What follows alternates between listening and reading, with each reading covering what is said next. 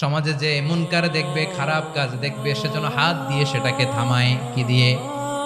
আপনাদের তো হাত নাই না? হাত আছে, হাত আছে। ওরা যেই হাত দিয়ে অন্যায় করে ওইটা প্রতিরোধের জন্য আমাদেরও হাত আছে না নাই? থামাতে হবে, থামাতে হবে।